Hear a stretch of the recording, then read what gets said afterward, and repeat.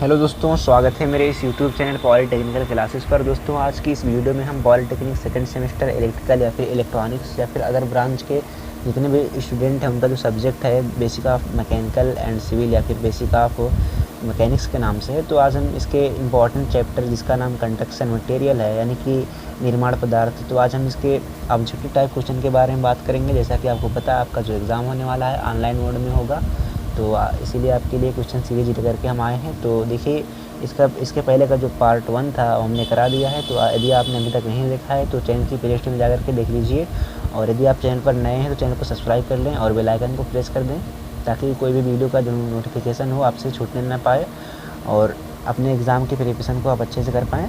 तो दोस्तों देखिए इसके जो PDF हैं आपको टेलीग्राम चैनल पर मिल जाएंगे जो हमारा पॉलीटेक्निकल क्लासेस स्टूडेंट के नाम से है, तो आप वहाँ से ये नाम आप सर्च करेंगे तो आपको वहाँ से चैनल हमारा मिल जाएगा। जो लोगो इसमें लगाया है वही लोगो वहाँ पे भी लगाया है, तो वहाँ से आप PDF प्राप्त कर सकते हैं और अपने प्रिपरेशन को अच्छे से कर सकते हैं। और चलिए बढ़ते हैं वीडियो की तरफ। देखिए तो यहाँ पे क्वेश्चन नंबर 1 दिया गया है कि प्राकृतिक सिविल अभियांत्रिकी पदार्थ है। तो दोस्तों देखिए इस क्वेश्चन को समझने से पहले थोड़ा सा समझ लेते हैं कि जो हमारा कंस्ट्रक्शन मटेरियल का चैप्टर है इसमें आपको क्या क्या पढ़ना है। तो दोस्तों थोड़ा सा मतलब एक नज़र ऐसे मार लेते हैं कि क्या क्या पढ़ना है इसमें। दोस्तों देखिए इसमें जो निर्माण पदार्थ है हमारा जो चैप्टर है इसमें आपको पढ़ना है कि निर्माण पदार्थ से क्या क्या होते हैं, जैसे कि भवन का निर्माण करना हुआ या फिर नहर का निर्माण करना हुआ या फिर किसी पुल का निर्माण करना हुआ, तो उसके लिए हम कौन कौन से मटेरियल का यूज़ करते हैं उसके निर्माण करने में, तो वो सब सारी चीज़ें आप इस चैप्टर में पढ़ेंगे। तो जैसा कि आपको पता है कि आपके पास टाइम कम है, तो इसीलिए आपका जो एग्ज़ाम भी होने वाला है एग्ज़ाम ऑब्जेक्टिव टाइप होगा, तो इसीलिए यहाँ थ्योरी नहीं बताई जाएगी, केवल आपको ऑब्जेक्टिव टाइप क्वेश्चन बताए जाएंगे। तो यहाँ पे देखिए प्राकृतिक सिविल अभियांत्रिकी पदार्थ है। क्वेश्चन नंबर 1 दिया गया कि प्राकृतिक सिविल अभियांत्रिकी पदार्थ है, तो यहाँ पे ऑप्शन ए दिया गया प्रकाश, ऑप्शन बी दिया गया लोहा, ऑप्शन सी दिया गया सीमेंट और ऑप्शन डी दिया गया है सभी। तो देखिए प्राकृतिक सिविल अभियांत्रिकी पदार्थ क्या होते हैं पहले आप ये समझ लीजिए। देखिए जो पदार्थ होते हैं हमारे अभियांत्रिकी के वो 2 टाइप के होते हैं, पहला प्राकृतिक होता है और दूसरा जो होता है कृत्रिम होता है। कृत्रिम मतलब मानव द्वारा निर्मित या फिर प्राकृतिक पदार्थ से निर्मित, तो दो टाइप के होते हैं। तो देखिए जो प्राकृतिक द्वारा प्रदत्त होते हैं उन्हें हम प्राकृतिक पदार्थ कहते हैं, और जो कृत्रिम यानी कि जो प्राकृतिक पदार्थों से बनाए जाते हैं जिनको हम मानव द्वारा निर्मित किए जाते हैं उनको हम कृत्रिम पदार्थ कहते हैं। तो आशा करते हैं दोनों चीज़ें आपको समझ में आई होगी। तो चलिए बढ़ते हैं क्वेश्चन की तरफ। तो क्या था क्वेश्चन की प्राकृतिक सिविल अभियांत्रिकी पदार्थ है, तो ऑप्शन ए दिया गया प्रकाश, ऑप्शन बी दिया गया लोहा और ऑप्शन सी दिया गया सीमेंट और ऑप्शन डी दिया गया सभी। तो देखिए दोस्तों देखिए यहाँ पे सीमेंट जो होता है वो भी बनाया जाता है, लोहे को भी हम निर्माण करते हैं, इन्हीं प्राकृतिक पदार्थ से हम लोहा का निर्माण भी करते हैं और सीमेंट का भी करते हैं। तो ये दोनों तो आपके नहीं होंगे, और इसमें देखिए जो प्रकाश है ये आपका क्या हो जाएगा प्राकृतिक पदार्थ है, क्योंकि ये जो प्रकाश होता है प्रकृति द्वारा प्रदत्त होते हैं। तो हमारे यहाँ पे ऑप्शन ए इस क्वेश्चन का राइट आंसर हो जाएगा और सारे ऑप्शन इसमें क्या हो जाएंगे रॉन्ग हो जाएंगे। तो बढ़ते हैं क्वेश्चन नंबर 2 की तरफ। देखिए क्या क्वेश्चन नंबर 2 कि कृत्रिम या प्राकृतिक पदार्थ से बने होते हैं। तो देखिए यहाँ पे क्वेश्चन नंबर 2 दिया गया है कि कृत्रिम या प्राकृतिक पदार्थ से बने पदार्थ हैं। तो देखिए ऑप्शन ए दिया गया सीमेंट, ऑप्शन बी दिया गया प्लास्टिक, ऑप्शन सी दिया गया एल्युमिनियम और ऑप्शन डी दिया गया सभी। तो कृत्रिम या प्राकृतिक हमने बताया कि जो मानव द्वारा निर्मित होते हैं उसे हम कृत्रिम पदार्थ कहते हैं, या फिर जो प्राकृतिक पदार्थों से हम बनाते हैं उन्हें हम प्राकृतिक पदार्थ कहते हैं। तो यहाँ पे ऑप्शन आपको बताना है कि कौन से इसमें कृत्रिम या प्राकृतिक पदार्थ हैं। तो दोस्तों देखिए यहाँ पे सीमेंट भी आपका प्राकृतिक पदार्थों से बनाया गया है और प्लास्टिक भी प्राकृतिक पदार्थों से बनाया गया है, एल्युमिनियम भी। और तो कहने का मतलब यहाँ पे जो ABC ऑप्शन है यानी कि ऑप्शन डी इसमें सही हो जाएगा, क्योंकि सारे जो हैं ABC ये सारे कृत्रिम या प्राकृतिक पदार्थ हैं। तो दोस्तों देखिए हमने इसमें इस क्वेश्चन को इसलिए इस हिसाब से बनाया ताकि कोई भी क्वेश्चन आपसे पूछ ले, मान लीजिए अभी ऑप्शन में कुछ और दे देता, यहाँ पे सीमेंट दे देता और यहाँ पे 3 ऑप्शन कुछ और दे देता प्राकृतिक पदार्थ वाला, तो यहाँ पे आपको थोड़ा सा कन्फ्यूजन हो जाता। तो इसलिए हमने जितने कृत्रिम पदार्थ होते हैं सारे क्वेश्चन को लिया, सारे उत्तर को लिया यहाँ पे। तो देखिए कृत्रिम पदार्थ सीमेंट भी होता है, प्लास्टिक भी होता है और एल्युमिनियम भी होता है, तो तीनों को हमने लिख लिया। और इसके बाद यहाँ पे ऑप्शन डी एक दे दिया जिसका नाम हमने लिख दिया सभी। तो यहाँ पे इसका जो कृत्रिम पदार्थ हो जाएंगे सारे हो जाएंगे सीमेंट, प्लास्टिक, एल्युमिनियम। तो आशा करते हैं क्वेश्चन नंबर 2 आपको समझ में आ रहे होंगे, और अगर वीडियो अच्छी लग रही तो वीडियो को लाइक भी कीजिए और चैनल को ज़्यादा से ज़्यादा शेयर भी कीजिए। देखिए क्वेश्चन नंबर 3 क्या है कि ईंटों पर दरारें पड़ जाती है। तो देखिए ईंटों पर जो दरारें पड़ जाती है वो किस कारण से पड़ जाती है? जब देखिए जब ईंट का निर्माण होता है तो निर्माण के समय क्या होता है, कुछ पदार्थों से तो होता नहीं कि एक पदार्थ बना दिया तो ईंट का निर्माण हो गया। ईंट के निर्माण में मिट्टी मिलाया जाता है, फिर इसके बाद उसमें चूना मिलाते हैं, फिर सारी प्रक्रिया करते हैं। तो उसमें देखिए एल्यूमिना भी मिलाते हैं उसमें, तो उस एल्यूमिना के कारण क्या होता है, ईंटों पर दरारें पड़ जाती हैं। जब हम एल्यूमिना को ज़्यादा मिला देते हैं ईंट में, तो जब ईंट तैयार हो जाती है बन कर के, तो ईंटों पर दरारें आ जाती हैं। तो इसीलिए कुछ माप तौल दी गई होती है, उसी के हिसाब से हम इनके अनुपातों को लेते हैं। एल्यूमिना, बालू, चूना या फिर मिट्टी, इन सारे अनुपातों को लेकर के हम कुछ अनुपात जो मानक रूप दिए गए होते हैं उनके आधार पर हम ईंटों को बनाते हैं, ताकि जो हमारी ईंट तैयार हो वो एक अच्छी मतलब उत्तम कोटि की ईंट बने। तो एल्यूमिना के कारण यहाँ पे क्या होता है, ईंटों पर दरारें पड़ जाती हैं। तो इसको आप इस क्वेश्चन को याद रखिएगा कि ईंटों पर जो दरारें पड़ जाती हैं वो किसके कारण होती हैं, Al2O3 यानी कि एल्यूमिना के कारण हो जाती हैं। तो आशा करते हैं क्वेश्चन नंबर 3 तक आपको समझ में आया होगा। तो सारे क्वेश्चन इंपॉर्टेंट हैं, तो तैयार करते चलिएगा। और देखिए क्वेश्चन नंबर 4 क्या है कि उत्तर प्रदेश में वर्तमान समय में प्रयोग की जाने वाली ईंट की माप है। तो देखिए उत्तर प्रदेश में जो वर्तमान समय में ईंट की जो माप है प्रयोग किए जाने वाली, तो यहाँ पे ऑप्शन ए दिया गया 19 सेंटीमीटर और गुड़े 9 सेंटीमीटर और गुड़े 9 सेंटीमीटर, और ऑप्शन बी दिया गया है 24 सेंटीमीटर गुड़े 11.4 सेंटीमीटर इंटू 7 सेंटीमीटर। देखिए ऑप्शन सी दिया गया है कि 20 गुड़े 20 सेंटीमीटर, और ऑप्शन डी दिया गया है 18 गुड़े 18 सेंटीमीटर। तो दोस्तों देखिए जो यहाँ पे उत्तर प्रदेश में जो ईंटें प्रयोग की जाती हैं वो 20 सेंटीमीटर गुड़े 11.4 सेंटीमीटर गुड़े 7 सेंटीमीटर। कहने का मतलब यहाँ पे ये है कि इस प्रकार से हमारा ईंट होता है, 24 की लंबाई हो गई, और यहाँ पे क्या हो गई, ये हमारा क्या हो गया, 11 हो गया। तो इस प्रकार से मतलब 3 डायमेंशन होता है, तो यहाँ पे क्या हो जाता है, 24 उसकी लंबाई हो गई, ऊंचाई हो गई, चौड़ाई हो गई, लंबाई ऊंचाई चौड़ाई, इस प्रकार से ये ईंट की यहाँ पे माप होती है। तो और यहाँ पे देखिए जो 19 सेंटीमीटर 9 सेंटीमीटर और 9 गुड़े 9 सेंटीमीटर, ये आपका एसआई प्रणाली जो आपका मानक रूप देता है वो एसआई प्रणाली का मानक रूप है। तो यहाँ से आईएसआई जो प्रणाली हमारी होती है, जो आईएसआई प्रणाली होती है अंतर्राष्ट्रीय, वो मानक रूप जो ईंट को देते हैं, तो उनका माप 19 सेंटीमीटर 9 सेंटीमीटर 9 सेंटीमीटर होता है। तो यहाँ से इस क्वेश्चन को भी याद कर लीजिएगा कि आईएसआई जो प्रणाली है उसके द्वारा जो ईंट की मानक माप है वो 19 सेंटीमीटर 9 सेंटीमीटर और 9 सेंटीमीटर है। जबकि उत्तर प्रदेश में जो ईंट प्रयोग की जाती है उसकी जो माप है 24 सेंटीमीटर 11.4 सेंटीमीटर गुड़े 7 सेंटीमीटर है। तो यहाँ से क्वेश्चन नंबर 4 का आंसर भी आपको समझ में आया होगा। तो बाकी बढ़ते हैं क्वेश्चन नंबर 5 की तरफ। देखिए क्या है कि क्वेश्चन नंबर 5 क्या दिया गया है कि एक ईंट का भार होता है। तो देखिए जो ईंट जब बन करके तैयार होती है तो उसका भार क्या होता है, यहाँ पे देखिए ऑप्शन ए 3 kg दिया गया है, ऑप्शन बी 5 kg दिया गया है, ऑप्शन सी 2.5 kg या फिर ऑप्शन डी 4 kg। तो दोस्तों देखिए जो ईंट बन करके तैयार होती है तो उसका जो भार होता है आपका 3 kg होता है। क्या होता है, 3 kg। तो आप इस क्वेश्चन को भी याद रखिएगा, एग्ज़ाम में पूछा जा सकता है, क्योंकि जो इस बार एग्ज़ाम होगा उसमें बहुत हार्ड लेवल के क्वेश्चन नहीं पूछे जाएंगे। अगर पूछे जाएंगे तो मध्यम लेवल के यानी कि मॉडरेट लेवल के रहेंगे, तो बहुत हार्ड लेवल का नहीं रहेगा।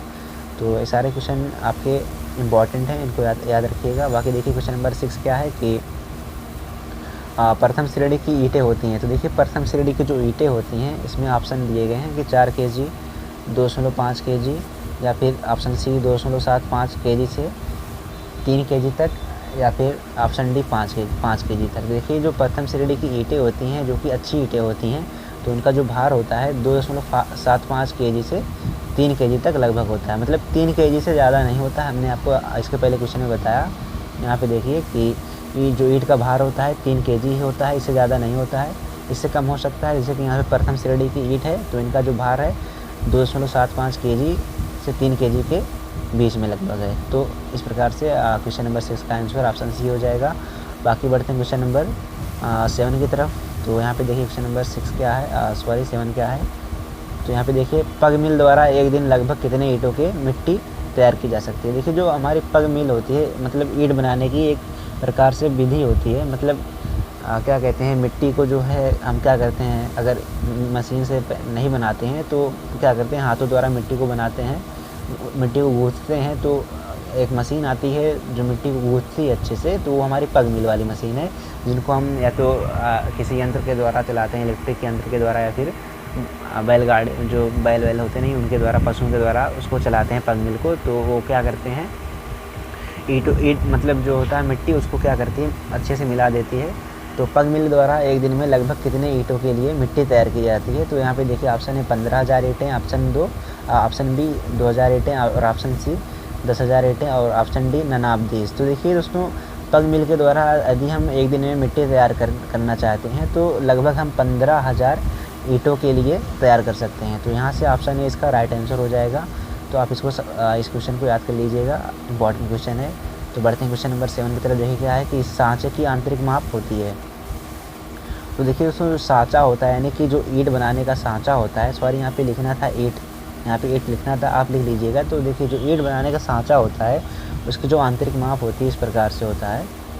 तो उसकी जो आंतरिक माप होती है यहाँ पे क्या होती है, 21 गुणे 10 गुणे 10 होती है। यानी यहाँ पे जो 21 ये हो जाएगा और 10 ये हो जाएगा और 10 ये हो जाएगा। तो 21 गुणे 10 गुणे 10 की जो होती है आंतरिक माप होती है।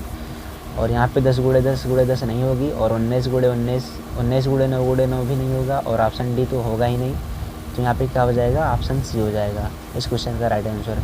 तो आशा करते हैं यहाँ तक क्वेश्चन आपको समझ में आए होंगे। बाकी क्वेश्चन नंबर 8 देखिए क्या है कि पैलेट बोर्ड की सही माप होती है। तो देखिए दोस्तों, जो पैलेट बोर्ड आपका होता है उसकी सही माप क्या होती है? तो दोस्तों देखिए, पैलेट बोर्ड की हम बात करें तो जो जिस पर हम ईंटें को रख करके एक मतलब सिंपल सा बोर्ड होता है, इसे सिंपल सा बोर्ड होता है। तो आप अगर भट्टे वट्टे आपके गांव में होंगे या फिर जहाँ आप रहते होंगे वहाँ पे भट्टे होंगे, तो आप देखेंगे, आप ईंट के भट्टे को देखेंगे और उसके जो ईंट में इसका निर्माण किया जाता है यानी कि जो ढांचा होता है उसको भी देखेंगे, और पैलेट बोर्ड को भी देखेंगे, जहाँ पर हम क्या करते हैं, जिस पर ईंटों को रखते हैं और ईंटों पे रख करके क्या करते हैं, हम जो जहाँ पे ईंटें सुखाई जाती हैं उस स्थान पर लेकर जाते हैं, इस पर रख करके पैलेट बोर्ड पर रख करके। तो जो पैलेट बोर्ड का सही माप होता है, तो यहाँ पे देखिए क्या होता है, ऑप्शन ए दिया गया है 30 गुणे 12 गुणे 1 सेंटीमीटर, ऑप्शन बी दिया गया है 19 गुणे 9 गुणे 9 सेंटीमीटर, और ऑप्शन सी दिया गया है 21 गुणे 10 गुणे 10 सेंटीमीटर, और ऑप्शन डी दिया गया है 10 गुणे 20 गुणे 1 सेंटीमीटर। तो दोस्तों देखिए, इसमें जो इस क्वेश्चन का आंसर हो जाएगा पैलेट बोर्ड की सही माप, ऑप्शन ए हो जाएगा 30 गुणे 12 गुणे 1 सेंटीमीटर हो जाएगा। तो आप इस क्वेश्चन को याद कर लीजिएगा, और थोड़ा सा देखिए दोस्तों, क्वेश्चन को थोड़ा सा अच्छे से याद करिएगा, क्योंकि देखिए यहाँ पे सांचे की आंतरिक माप 21 गुणे 10 गुणे 10 सेंटीमीटर होती है, और यहाँ पे पैलेट बोर्ड की पूछा है, तो दोनों में अंतर है। यहाँ पे देखिए ऑप्शन में 21 गुणे 10 गुणे 10 सेंटीमीटर दिया गया है, तो ये ना सोचिएगा कि हाँ शायद ये वाला आंसर होगा। तो यहाँ पे देखिए, यहाँ पे सांचे की पूछ रहा है तो इसीलिए ये हुआ, यहाँ पे पैलेट बोर्ड की पूछ रहा है तो इसीलिए ये हो जाएगा। तो थोड़ा सा क्वेश्चन को अच्छे से पढ़िएगा, तब इसके बाद आंसर को करिएगा। तो चलिए बढ़ते हैं क्वेश्चन नंबर 9 की तरफ। देखिए क्या है कि ब्लॉक मास्टर मशीन का निर्माण किया गया है। तो देखिए, जो ब्लॉक मास्टर मशीन है ये एक प्रकार से ईंट बनाने की मशीन होती है। तो इसका जो निर्माण किसने किया था, यहाँ पे ऑप्शन में दिया गया, ऑप्शन ए CBRI रुड़की ने, या फिर संयुक्त राष्ट्र अमेरिका ने, या फिर बेंगलुरु, या फिर ऑप्शन डी इनमें से कोई नहीं। तो देखिए, जो हमारा ब्लॉक मास्टर मशीन का निर्माण किया गया था, यहाँ पे CBRI रुड़की ने किया था, संयुक्त राष्ट्र अमेरिका ने नहीं है, ना ही बेंगलुरु ने, ना ही इसमें से कोई नहीं। तो यहाँ पे CBRI रुड़की ने किया था। तो यहाँ से ऑप्शन ए सही हो जाएगा। बाकी क्वेश्चन नंबर 10 देखिए क्या है कि ब्लॉक मास्टर मशीन द्वारा प्रतिदिन कितनी ईंटें लगभग बनाई जा सकती हैं। देखिए दोस्तों, जो हमारे ब्लॉक मास्टर मशीन है जिसका निर्माण CBRI रुड़की ने किया था, तो इसके द्वारा हम कितनी ईंटों का निर्माण एक दिन में कर सकते हैं। तो यहाँ पे ऑप्शन आपको बताना है। तो देखिए 2000 ईंटें, और ऑप्शन बी 15,000 ईंटें, या फिर ऑप्शन सी 10,000 ईंटें, या फिर ऑप्शन डी 15,000 ईंटें। तो देखिए दोस्तों, यहाँ पे जो ब्लॉक मास्टर मशीन है इसके द्वारा एक दिन में हम 2000 ईंटों का निर्माण लगभग कर सकते हैं। तो यहाँ से इसका ऑप्शन ए सही हो जाएगा। बाकी बढ़ते हैं क्वेश्चन नंबर 11 की तरफ। तो दोस्तों, आपको वीडियो अच्छी लग रही होगी तो वीडियो को लाइक कीजिए, और जहाँ पे कोई प्रॉब्लम हो रही है किसी भी क्वेश्चन में तो कमेंट बॉक्स है आपके लिए बना होता है, तो आप उसमें कमेंट कीजिए। बाकी क्वेश्चन नंबर 11 देखिए क्या है कि जिस प्रकार के भट्टे में ईंटें लगातार पकाई नहीं जा सकती हैं ऐसे भट्टे कहलाते हैं। तो ऐसा कौन सा भट्टा है जिसमें हम लगातार ईंटें पका नहीं सकते हैं, तो ऐसे भट्टे को हम क्या कहते हैं? तो यहाँ ऑप्शन ए दिया गया है सविरामी भट्टा, या फिर इलाहाबादी भट्टा, या फिर ऑप्शन बी निरंतर भट्टा, या फिर ऑप्शन सी पजावा भट्टा, या फिर ऑप्शन डी ननाबदीज, यानी इनमें से कोई नहीं। तो यहाँ पे देखिए दोस्तों, जो सविरामी भट्टा या फिर इलाहाबादी भट्टा होता है, इसके द्वारा हम ईंटों को लगातार नहीं पका सकते हैं। क्योंकि ये जो भट्टा होता है क्या करता है, जब एक बार ईंट को इसमें डाल देते हैं तो इसमें जो ईंटें होती हैं वो एक बार पक करके तैयार हो जाती हैं। तो इस जो भट्टा हमारा होता है, इसको इसमें जो ऊष्मा होती है उसको थोड़ा सा क्या होता है, ऊष्मा को ठंडा होने के लिए इसमें क्या कहते हैं, एक मतलब ऊष्मा को ठंडा होने की आवश्यकता होती है। तो इसमें ऊष्मा की भी जो है ऊर्जा का मतलब कह सकते हैं, एक प्रकार से ऊर्जा की भी खपत होती है इस भट्टे में। तो ये भट्टा मतलब निर्माण के हिसाब से मतलब बहुत लागत का भट्टा है, इसमें ज़्यादा खर्चे लगते हैं, ऊर्जा का इसमें खपत भी होता है, तो इसीलिए ये भट्टा ज़्यादा उपयोगी नहीं होता है। फिर भी आप जान लीजिए, यदि आपसे क्वेश्चन पूछ लेता है कि जो इलाहाबादी भट्टा होता है इसमें जो ऊष्मा की जो है खपत क्या मतलब होती है, ऊर्जा की जो खपत होती है कि नहीं होती है, ऑप्शन में इस प्रकार से पूछ सकता है। तो आप उसमें ऑप्शन में यस करेंगे, क्योंकि जो इलाहाबादी भट्टा होता है उसमें जब हम ईंट को पकाते हैं तो थोड़ी देर के लिए हम उसे ठंडा करते हैं, तब इसमें ईंट को दोबारा डालते हैं। तो इसीलिए इलाहाबादी भट्टे को हम निरंतर ईंट नहीं बना सकते हैं। तो यहाँ से सविरामी भट्टा या फिर इलाहाबादी भट्टा है, इसका ऑप्शन ही सही हो जाएगा। तो और यहाँ पे देखिए निरंतर भट्टा ऑप्शन भी दिया गया है। तो निरंतर भट्टा देखिए क्या होता है, जिसके द्वारा हम ईंट का निर्माण लगातार कर सकते हैं, मतलब बिना रुके हम कर सकते हैं, तो हमारा निरंतर भट्टा होता है। और पजाव भट्टा एक अलग चीज़ होता है। तो यहाँ से पढ़ते हैं। बाकी यहाँ से देखिए क्वेश्चन नंबर 11 का आपको आंसर समझ में आया होगा। बाकी क्वेश्चन नंबर 12 देखिए क्या है कि एक अच्छे ईंट की जल अवशोषण क्षमता उसके भार से होती है। तो देखिए दोस्तों, जो एक अच्छा ईंट होता है उसकी जो जल अवशोषण क्षमता यानी कि जल सोखने की जो क्षमता होती है उसके भार से कितनी % होती है, आपको ऑप्शन में बताना है। तो ऑप्शन ए दिया गया 10% और ऑप्शन बी दिया गया 20% से कम और ऑप्शन सी दिया गया है 15% से अधिक नहीं और ऑप्शन डी दिया गया इनमें से कोई नहीं। तो जो एक अच्छा ईंट वाला भट्टा होता है, जो अच्छे प्रकार का जो भट्टा क्या कहते हैं ईंट होता है, तो उसका जो जल अवशोषण क्षमता होता है वो 10% से अधिक नहीं होता है, यानी कि अपने भार का 10% से अधिक जो है जल को अवशोषित नहीं करता है। यानी कि कहने का मतलब ये है कि यदि मान लीजिए ईंट का जो भार है मान लीजिए 5 kg है, तो क्या करेगा उस 10% ही मतलब पानी, उसमें 10% से अधिक पानी जो है 5 kg में 10% पानी जो है ईंट जो है पानी को अवशोषित करेगा। तो यहाँ से इस क्वेश्चन के जो क्वेश्चन नंबर 12 है इसका जो ऑप्शन हो जाएगा, ऑप्शन ए सही हो जाएगा। तो बाकी यहाँ तक हमने सारे क्वेश्चन को बताया आपको। तो वीडियो आपको कैसी लगी आप कमेंट बॉक्स में बताइएगा कि वीडियो अच्छी लगी कि नहीं लगी। और जो भी वीडियो में आपको प्रॉब्लम नज़र आ रही हो तो आप कमेंट बॉक्स में बताइए कि हाँ सर यहाँ पे प्रॉब्लम है, तो उसको हम थोड़ा सा और अच्छे से सही करने की कोशिश करेंगे। और वीडियो को ज़्यादा शेयर कीजिए और चैनल को सब्सक्राइब भी कीजिए। बाकी आपको बताते चलें कि यदि आप पॉलिटेक्निक सेकंड सेमेस्टर के स्टूडेंट हैं तो ये चैनल आप ही के लिए है। तो इस पर एनालॉग इलेक्ट्रॉनिक्स यानी कि पॉलिटेक्निक सेकंड सेमेस्टर से जितने भी सब्जेक्ट रिलेटेड सब्जेक्ट हैं सारे सब्जेक्ट की तैयारी कराई जाती है, जैसे कि एनालॉग इलेक्ट्रॉनिक्स या फिर बेसिक ऑफ इलेक्ट्रिकल, और हम जो बेसिक ऑफ सिविल जो अभी पढ़ा रहे हैं basic of civil and mechanical, और अप्लाइड मैथमेटिक्स या फिर फिजिक्स, तो सारे क्वेश्चन सारे सब्जेक्ट पढ़ाए जाते हैं। तो चैनल को सब्सक्राइब कर लीजिए, आपका उसमें फ़ायदा ही होगा। तो बाकी मिलते हैं आपसे अगली वीडियो में। Bye bye, take care.